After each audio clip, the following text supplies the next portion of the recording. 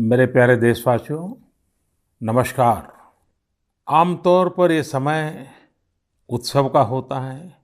जगह-जगह मेले लगते हैं, धार्मिक पूजा पाठ होते हैं।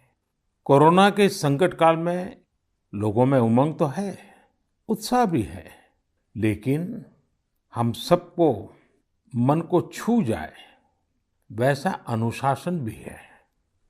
बहुतेक रूप में देखा जाए तो नागरिकों में दायित्व का एहसास भी है। लोग अपना ध्यान रखते हुए, दूसरों का ध्यान रखते हुए अपने रोजमर्रा के काम भी कर रहे हैं। देश में हो रहे हर आयोजन में जिस तरह का संयम और सादगी इस बार देखी जा रही है, वो अभूतपूर्व है। गणेशोत्सव भी कहीं ऑनलाइन मनाया जा रहा है, तो ज्यादातर जगहों पर इस बार इको फ्रेंडली गणेश जी की प्रतिमा स्थापित की गई है। साथियों, हम बहुत बारीकी से अगर देखेंगे तो एक बात अवश्य हमारे ध्यान में आएगी।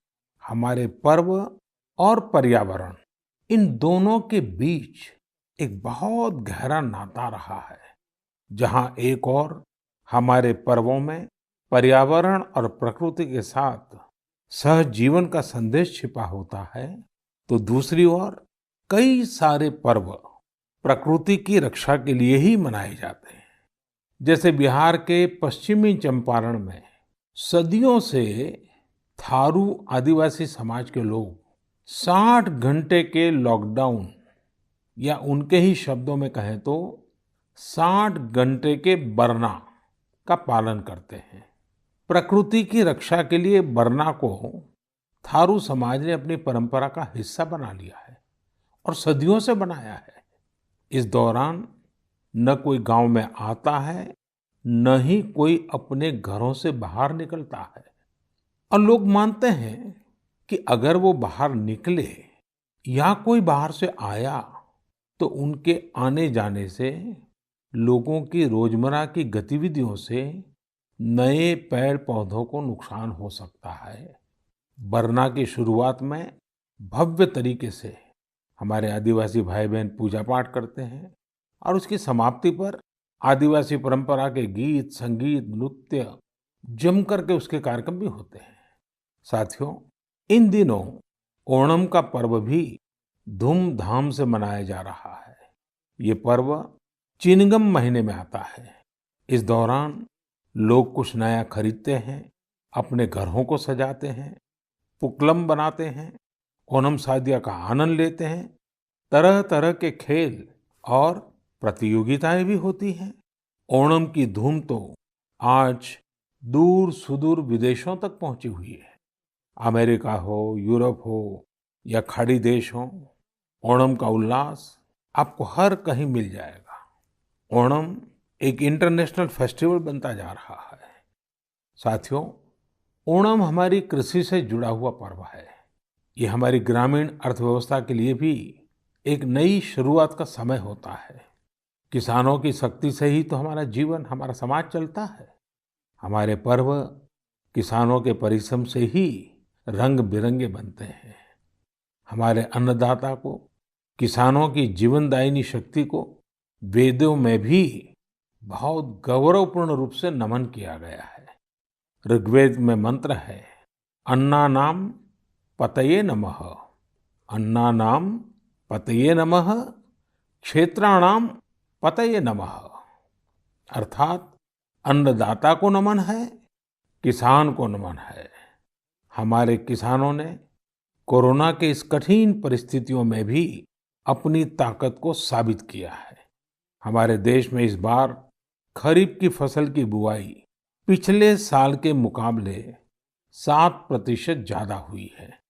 धान की रुपाई इस बार लगभग 10%, दालें लगभग 5%, मोटे अनाज, कोर्स सीरियल्स लगभग 3%, ऑयल सीड्स लगभग 13%, कपास लगभग 3% ज्यादा बोई गई है। मैं इसके लिए देश के किसानों को बधाई देता हूं, उनके परिश्रम को नमन करता हूं। मेरे प्यारे देशवासियों, कोरोना के इस कालखंड में देश कई मोर्चों पर एक साथ लड़ रहा है, लेकिन इसके साथ-साथ कई बार मन में ये भी सवाल आता रहा कि इतने लंबे समय तक घरों में रहने के कारण मेरे छोटे-छोटे बाल मित्रों का समय कैसे बीतता होगा। और इसी से मैंने गांधीनगर की चिल्ड्रन यूनिवर्सिटी, जो दुनिया में एक अलग तरह का प्रयोग है, भारत सरकार के महिला और बाल विकास मंत्रालय, शिक्षा मंत्रालय, सूक्ष्म लघु और मध्यम उद्योग मंत्रालय, इन सभी के साथ मिलकर हम बच्चों के लिए क्या कर सकते हैं, इस पर मंथन किया, चिंतन किया। मेरे लिए ये बहुत सुखद था, लाभकारी भी था, क्योंकि एक प्रकार से ये मेरे लिए भी कुछ नया जानने का, नया सीखने का अवसर बन गया। साथियों, हमारे चिंतन का विषय था खिलौने और विशेषकर भारतीय खिलौने। हमने इस बात पर मंथन किया कि भारत के बच्चों को नए-नए टॉयज कैसे मिले, भारत टॉय प्रोडक्शन का बहुत बड़ा हब कैसे बने। वैसे मैं मन की बात सुन रहे बच्चों के माता-पिता से क्षमा मांगता हूं, क्योंकि हो सकता है उन्हें अब ये मन की बात सुनने के बाद खिलौनों की नई-नई डिमांड सुनने का शायद एक नया काम सामने आ जाएगा। साथियों, खिलौने जहां एक्टिविटी को बढ़ाने वाले होते हैं, तो खिलौने हमारी आकांक्षाओं को भी उड़ान देते हैं। खिलौने केवल मन ही नहीं बहलाते, खिलौने मन बनाते भी हैं और मकसद गढ़ते भी हैं। मैंने कहीं पढ़ा कि खिलौनों के संबंध में गुरुदेव रविंद्रनाथ टैगोर ने कहा था कि बेस्ट टॉय वो होता है जो इनकम्प्लीट हो, ऐसा खिलौना जो अधूरा हो और बच्चे मिलकर खेल-खेल में उसे पूरा करें। गुरुदेव टैगोर ने कहा था कि जब वो छोटे थे तो खुद की कल्पना से घर में मिलने वाले सामानों से ही अपने दोस्तों के साथ अपने खिलौने और खेल बनाया करते थे। लेकिन एक दिन बचपन के उन मौज मस्ती भरे पलों में बड़ों का दखल हो गया। हुआ ये था कि उनका एक साथी एक बड़ा और सुंदर सा विदेशी खिलौना लेकर आ गया। खिलौनों को लेकर इतराते हुए अब सब साथी का ध्यान खेल से ज्यादा खिलौने पर रह गया। हर किसी के आकर्षण का केंद्र खेल नहीं रहा, खिलौना बन गया। जो बच्चा कल तक सबके साथ खेलता था, सबके साथ रहता था, घुल मिल जाता था, खेल में डूब जाता था, वो अब दूर रहने लगा। एक तरह से बाकी बच्चों से भेद का भाव उसके मन में बैठ गया। महंगे खिलौने में बनाने के लिए भी कुछ नहीं था, सीखने के लिए भी कुछ नहीं था। यानी कि एक आकर्षक खिलौने ने एक उत्कृष्ट बच्चे को कहीं दबा दिया, छिपा दिया, मुरझा दिया। इस खिलौने ने धन का, संपत्ति का, जरा बड़प्पन का प्रदर्शन कर लिया, लेकिन उस बच्चे की क्रिएटिव स्पिरिट को बढ़ने और संवरने से रोक दिया। खिलौना तो आ गया, पर खेल खत्म हो गया और बच्चे का खिलना भी खो गया। इसलिए गुरुदेव कहते थे कि खिलौने ऐसे होने चाहिए जो बच्चे के बचपन को बाहर लाएं, उसकी क्रिएटिविटी को सामने लाएं। बच्चों के जीवन के अलग-अलग पहलू पर खिलौनों का जो प्रभाव है, इस पर राष्ट्रीय शिक्षा नीति में भी बहुत ध्यान दिया गया है। खेल-खेल में सीखना, खिलौने बनाना सीखना, खिलौने जहां बनते हैं वहां की विजिट करना, इन सबको करिकुलम का हिस्सा बनाया गया है। साथियों, हमारे देश में लोकल खिलौनों की बहुत समृद्ध परंपरा रही है। कई प्रतिभाशाली और कुशल कारीगर हैं जो अच्छे खिलौने बनाने में महारत रखते हैं।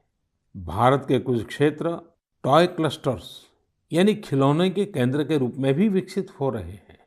जैसे कर्नाटक के रामनगरम में चन्नापटना, आंध्र प्रदेश के कृष्णा में कोंडापल्ली, तमिलनाडु में तंजौर, असम में धुबरी, उत्तर प्रदेश का वाराणसी, कई ऐसे स्थान हैं, कई नाम गिना सकते हैं। आपको ये जानकर आश्चर्य होगा कि global toy industry 7 lakh crore रुपए से भी अधिक की है। 7 लाख करोड़ रुपयों का इतना बड़ा कारोबार, लेकिन भारत का हिस्सा उसमें बहुत कम है। अब आप सोचिए कि जिस राष्ट्र के पास इतनी विरासत हो, परंपरा हो, विविधता हो, युवा आबादी हो, क्या खिलौनों के बाजार में उसकी हिस्सेदारी इतनी कम होनी हमें अच्छा लगेगा क्या? जी नहीं, ये सुनने के बाद आपको भी अच्छा नहीं लगेगा।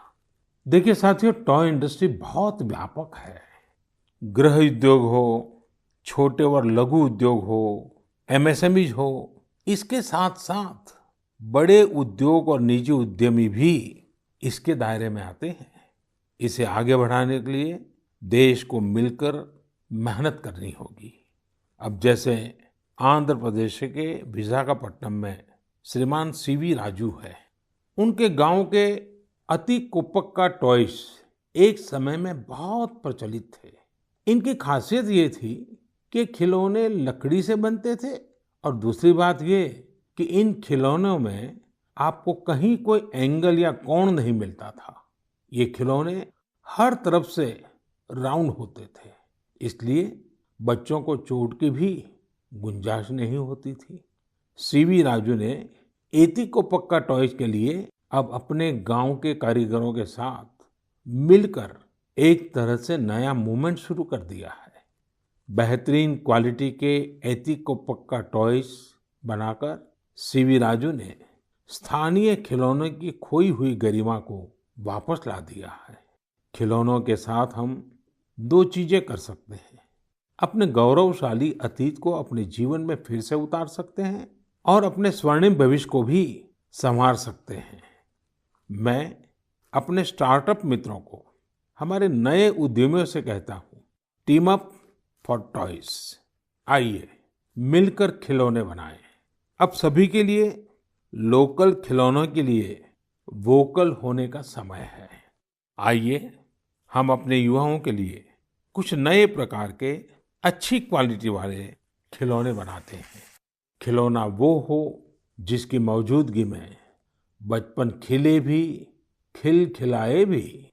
हम ऐसे खिलौने बनाएं जो पर्यावरण के भी अनुकूल हो। साथियों, इसी तरह अब कंप्यूटर और स्मार्टफोन के इस जमाने में कंप्यूटर गेम्स का भी बहुत ट्रेंड है।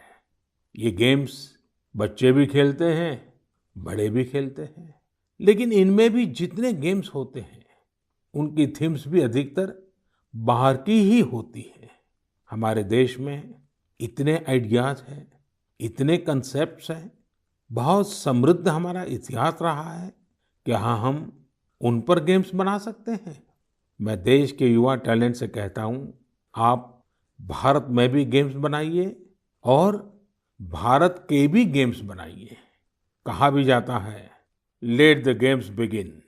तो चलो खेल शुरू करते हैं। साथियों, आत्मनिर्भर भारत अभियान में वर्चुअल गेम्स हो, टॉयज का सेक्टर हो, सबने बहुत महत्वपूर्ण भूमिका निभानी है और ये अवसर भी है। जब आज से 100 वर्ष पहले असहयोग आंदोलन शुरू हुआ तो गांधी जी ने लिखा था कि असहयोग आंदोलन देशवासियों में आत्मसम्मान और अपनी शक्ति का बोध कराने का एक प्रयास है।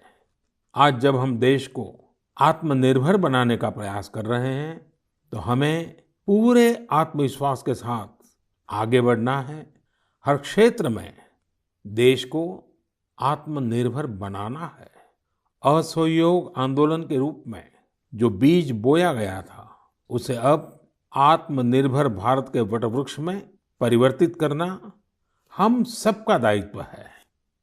मेरे प्यारे देशवासियों, भारतीयों के इनोवेशन और सॉल्यूशन देने की क्षमता का लोहा हर कोई मानता है और जब समर्पण भाव हो, संवेदना हो, तो ये शक्ति असीम बन जाती है।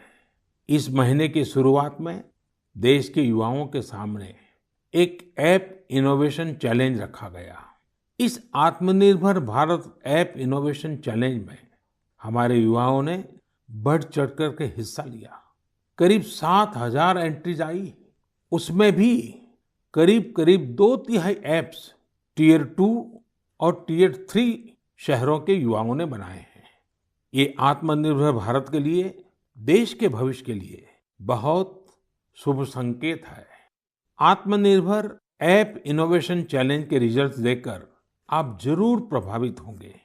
काफी जांच परख के बाद अलग-अलग कैटेगरी में लगभग 2 दर्जन ऐप्स को अवार्ड भी दिए गए हैं। आप जरूर इन ऐप्स के बारे में जानें और उनसे जुड़ें। हो सकता है आप भी ऐसा कुछ बनाने के लिए प्रेरित हो जाएं। इनमें एक ऐप है कुटुकी किड्स लर्निंग ऐप। ये छोटे बच्चों के लिए ऐसा इंटरेक्टिव ऐप है जिसमें गानों और कहानियों के जरिए बात-बात में ही बच्चे मैथ, साइंस में बहुत कुछ सीख सकते हैं। इसमें एक्टिविटीज भी हैं, खेल भी हैं। इसी तरह एक माइक्रो ब्लॉगिंग प्लेटफॉर्म का भी ऐप है। इसका नाम है कू, KOO कू। इसमें हम अपनी मातृभाषा में टेक्स्ट, वीडियो और ऑडियो के जरिए अपनी बात रख सकते हैं, इंटरेक्ट कर सकते हैं। इसी तरह चिंगारी ऐप भी युवाओं के बीच काफी पॉपुलर हो रहा है।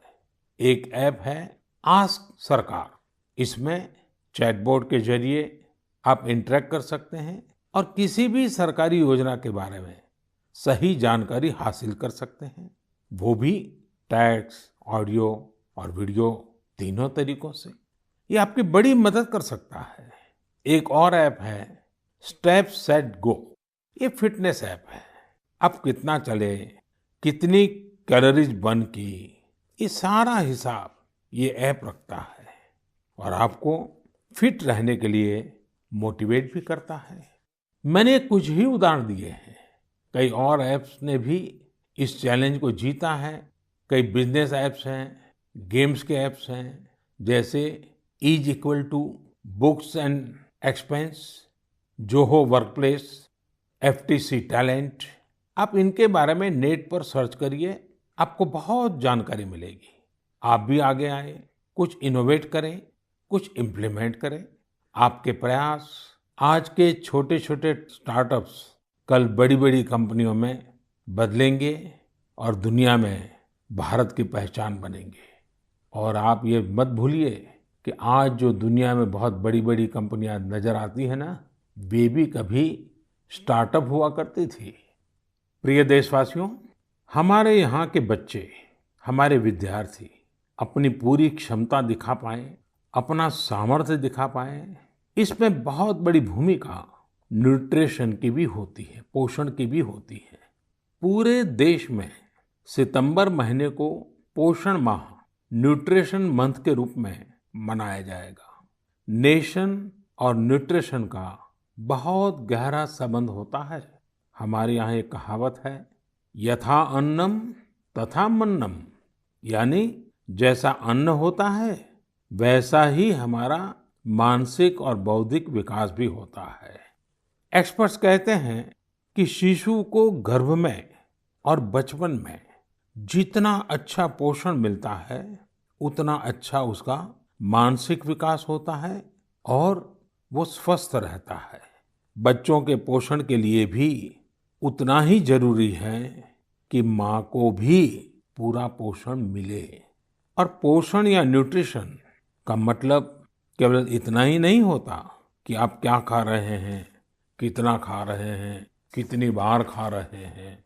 इसका मतलब है आपके शरीर को कितने जरूरी पोषक तत्व, न्यूट्रिएंट्स मिल रहे हैं। आपको आयरन, कैल्शियम मिल रहे हैं या नहीं, सोडियम मिल रहा है या नहीं, विटामिन्स मिल रहे हैं या नहीं, ये सब न्यूट्रिशन के बहुत इम्पोर्टेंट एस्पेक्ट्स हैं। न्यूट्रिशन के इस आंदोलन में पीपल पार्टिसिपेशन भी बहुत जरूरी है। जन भागीदारी ही इसको सफल करती है। पिछले कुछ वर्षों में इस दिशा में देश में काफी प्रयास किए गए हैं। खासकर हमारे गांवों में इसे जन भागीदारी से जन आंदोलन बनाया जा रहा है। पोषण सप्ताह हो, पोषण माह हो, इनके माध्यम से ज्यादा जागरूकता पैदा की जा रही है। स्कूलों को जोड़ा गया है, बच्चों के लिए प्रतियोगिताएं हो, उनमें अवेयरनेस बढ़े, इसके लिए भी लगातार प्रयास जारी हैं। जैसे क्लास में एक क्लास मॉनिटर होता है, उसी तरह न्यूट्रिशन मॉनिटर भी हो, रिपोर्ट कार्ड की तरह न्यूट्रिशन कार्ड भी बने, इस तरह की भी शुरुआत की जा रही है। पोषण माह न्यूट्रिशन मंथ के दौरान माय गॉव पोर्टल पर एक फूड एंड न्यूट्रिशन क्विज भी आयोजित की जाएगी और साथ ही एक मीम कंपटीशन भी होगा। आप खुद पार्टिसिपेट करें और दूसरों को भी मोटिवेट करें। साथियों, अगर आपको गुजरात में सरदार वल्लभ भाई पटेल के स्टैच्यू ऑफ यूनिटी जाने का अवसर मिला होगा और कोविड के बाद जब वो खुलेगा और आपको जाने का अवसर मिलेगा, तो वहाँ एक यूनिक प्रकार का न्यूट्रिशन पार्क बनाया गया है। खेल खेल में ही न्यूट्रिशन की शिक्षा आनंद प्रमोद के साथ वहाँ जरूर देख सकते हैं। साथियों, भारत एक विशाल देश है। खान पान में ढेर सारी विविधता है। हमारे देश में 6 अलग-अलग ऋतुएं होती हैं। अलग-अलग क्षेत्रों में वहाँ के मौसम के हिसाब से अलग-अलग चीजें पैदा होती हैं। इसलिए ये बहुत ही महत्वपूर्ण है कि हर क्षेत्र के मौसम, वहाँ के स्थानीय भोजन और वहाँ पैदा होने वाले अन्न, फल, सब्जियों के अनुसार एक पोषक न्यूट्रिएंट रिच डाइट प्लान बने। अब जैसे मिलेट्स, मोटे अनाज, रागी है, ज्वार है, ये बहुत उपयोगी पोषक आहार है। एक भारतीय कृषि कोष तैयार किया जा रहा है। इसमें हर एक जिले में क्या-क्या फसल होती है, उनकी न्यूट्रिशन वैल्यू कितनी है, इसकी पूरी जानकारी होगी। ये आप सबके लिए बहुत बड़े काम का कोष हो सकता है। आइए, पोषण माह में पौष्टिक खाने और स्वस्थ रहने के लिए हम सभी को प्रेरित करें। प्रिय देशवासियों, बीते दिनों जब हम अपना स्वतंत्रता दिवस मना रहे थे, तब एक दिलचस्प खबर पर मेरा ध्यान गया। ये खबर है हमारे सुरक्षा बलों के 2 जाबाज किरदारों की। एक है सोफी और दूसरी विदा।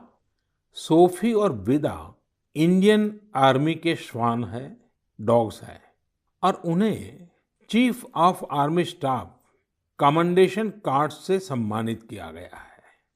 सोफी और विदा को ये सम्मान इसलिए मिला क्योंकि इन्होंने अपने देश की रक्षा करते हुए अपना कर्तव्य बखूबी निभाया है। हमारी सेनाओं में, हमारे सुरक्षा बलों के पास ऐसे कितने ही बहादुर श्वान हैं, डॉग्स हैं, जो देश के लिए जीते हैं और देश के लिए अपना बलिदान भी देते हैं।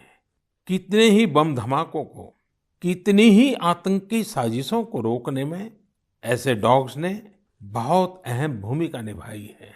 कुछ समय पहले मुझे देश की सुरक्षा में डॉग्स की भूमिका के बारे में बहुत विस्तार से जानने को मिला। कई किस्से भी सुने। एक डॉग बलराम ने 2006 में अमरनाथ यात्रा के रास्ते में बड़ी मात्रा में गोला बारूद खोज निकाला था। 2002 में भावना ने आईईडी खोजा था।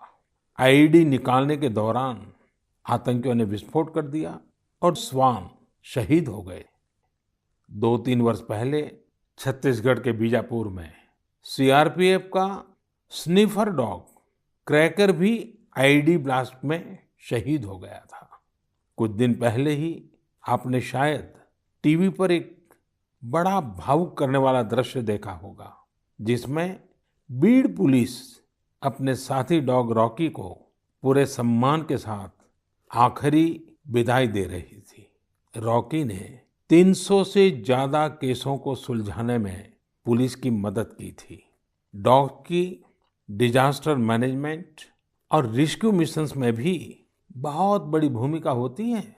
भारत में तो national disaster response force NDRF ने ऐसे दर्जनों डॉग्स को स्पेशली ट्रेन किया है। कहीं भूकंप आने पर, इमारत गिरने पर, मलबे में दबे जीवित लोगों को खोज निकालने में ये डॉग्स बहुत एक्सपर्ट्स होते हैं। साथियों, मुझे यह भी बताया गया कि इंडियन ब्रीड के डॉग्स भी बहुत अच्छे होते हैं, बहुत सक्षम होते हैं। इंडियन ब्रीड्स में मुधोल हाउंड है, हिमाचली हाउंड है, ये बहुत ही अच्छी नस्लें हैं। राजपलायम, कन्नी, चिप्पीपराई और कोम्बाई भी बहुत शानदार इंडियन ब्रीड्स हैं। इनको पालने में खर्च भी काफी कम आता है और ये भारतीय माहौल में ढले भी होते हैं। अब हमारी सुरक्षा एजेंसियों ने भी इन इंडियन ब्रीड्स के डॉग्स को अपनी सुरक्षा दस्ते में शामिल कर रही है। पिछले कुछ समय में आर्मी, सीआईएसएफ, एनएसजी ने मुधोल हाउंड डॉग्स को ट्रेन करके डॉग स्क्वाड में शामिल किया है। सीआरपीएफ ने कोम्बाई डॉग्स को शामिल किया है। Indian council of agriculture research भी भारतीय नस्ल के डॉग्स पर रिसर्च कर रही है। मकसद यही है कि इंडियन ब्रीड्स को और बेहतर बनाया जा सके और उपयोगी बनाया जा सके। आप इंटरनेट पर इनके नाम सर्च करिए, इनके बारे में जानिए। आप इनकी खूबसूरती, इनकी क्वालिटी देखकर हैरान हो जाएंगे। अगली बार जब भी आप डॉग पालने की सोचें, आप जरूर इनमें से ही किसी इंडियन ब्रीड के डॉग को घर लाएं। आत्मनिर्भर भारत जब जन मन का मंत्र बन ही रहा है, तो कोई भी क्षेत्र इससे पीछे कैसे छूट सकता है। मेरे प्रिय देशवासियों, कुछ दिनों बाद 5 सितंबर को हम शिक्षक दिवस मनाएंगे। हम सब जब अपने जीवन की सफलताओं को, अपनी जीवन यात्रा को देखते हैं, तो हमें अपने किसी न किसी शिक्षक की याद अवश्य आती है। तेजी से बदलते हुए समय और कोरोना के संकट काल में हमारे शिक्षकों के सामने भी समय के साथ बदलाव की एक चुनौती रख दी है। मुझे खुशी है कि हमारे शिक्षकों ने इस चुनौती को न केवल स्वीकार किया, बल्कि उसे अवसर में बदल भी दिया है। पढ़ाई में तकनीक का ज्यादा से ज्यादा उपयोग कैसे हो, नए तरीकों को कैसे अपनाएं, छात्रों को मदद कैसे करें, ये हमारे शिक्षकों ने सहजता से अपनाया है और अपने स्टूडेंट्स को भी सिखाया है। आज देश में हर जगह कुछ न कुछ इनोवेशन हो रहे हैं। शिक्षक और छात्र मिलकर कुछ नया कर रहे हैं। मुझे भरोसा है, जिस तरह देश में राष्ट्रीय शिक्षा नीति के जरिए एक बड़ा बदलाव होने जा रहा है, हमारे शिक्षक इसका भी लाभ छात्रों तक पहुंचाने में अहम भूमिका निभाएंगे। साथियों, और विशेषकर मेरे शिक्षक साथियों, वर्ष 2022 में हमारा देश स्वतंत्रता के 75 वर्ष का पर्व मनाएगा। स्वतंत्रता के पहले अनेक वर्षों तक हमारे देश में आजादी का जंग, उसका एक लंबा इतिहास रहा है। इस दौरान देश का कोई कोना ऐसा नहीं था जहां आजादी के मतवालों ने अपने प्राण न्योछावर न किए हों, अपना सर्वस्व त्याग न दिया हो।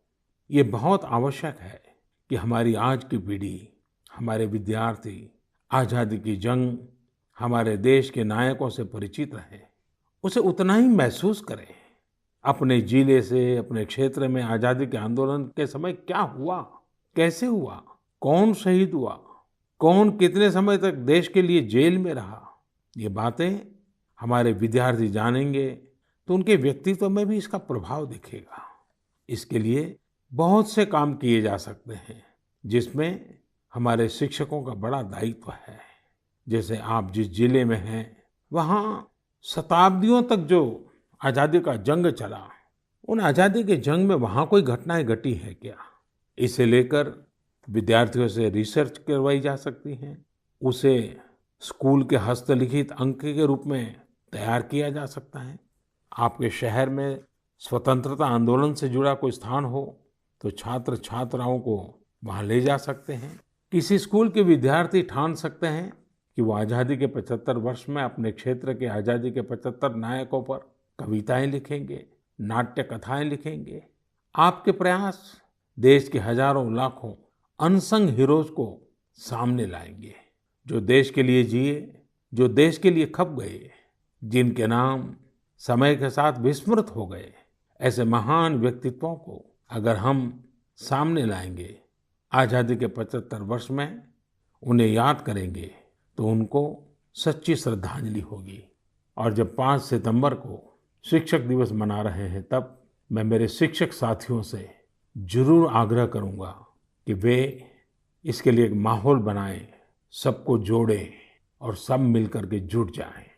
मेरे प्रिय देशवासियों, देश आज जिस विकास यात्रा पर चल रहा है, इसकी सफलता सुखद तभी होगी जब हर एक देशवासी इसमें शामिल हो, इस यात्रा का यात्री हो, इस पथ का पथिक हो।